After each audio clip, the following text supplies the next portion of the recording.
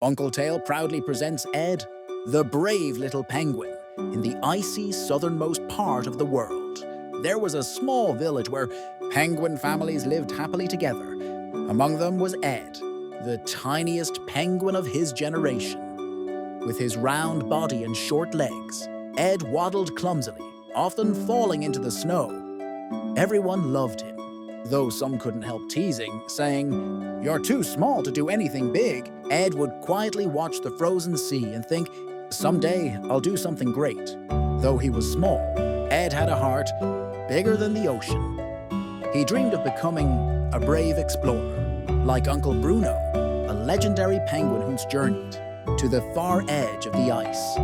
Every morning before sunrise, Ed would sneak out of his nest to practice walking, jumping over cracks in the ice, and swimming in a small pool behind the cliff. Even when he fell or shivered from the cold, he never gave up. One day, the sky grew dark and the wind howled. Across the snow, a blizzard was coming. "Everyone, into the ice cave!" cried the village elder. As the penguins huddled together for safety, a faint cry echoed from outside. "Wah! Help me!" It was the voice of a baby seal, stranded on a floating piece of ice drifting farther and farther away. The penguins stared in shock. "It's too dangerous. No one can survive a storm like this." But Ed stood up. He turned to his friends and said in a small but steady voice, "I'll go help." Everyone tried to stop him, but Ed didn't listen. He ran out into the freezing wind, jumped onto the ice, and dove into the frigid sea.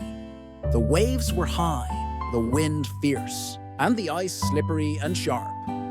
But Ed pushed forward. He paddled with his flippers, dove under broken ice, and finally reached the baby seal. "Hold on tight," Ed called. The seal, shaking with fear, obeyed.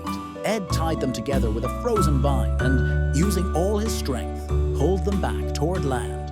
When Ed returned to the cave, everyone burst into cheers. The bigger penguins who used to laugh at him stood in silence, then clapped their flippers with pride. The village elder stepped forward and said, "You did the bravest thing on the worst day. You are the greatest penguin among us." Ed smiled, heart swelling, even as he shivered and dripped with water. From that day on, the tiny penguin named Ed became a symbol of courage for generations to come, proving that bravery isn't measured by size, but by a heart that never gives up.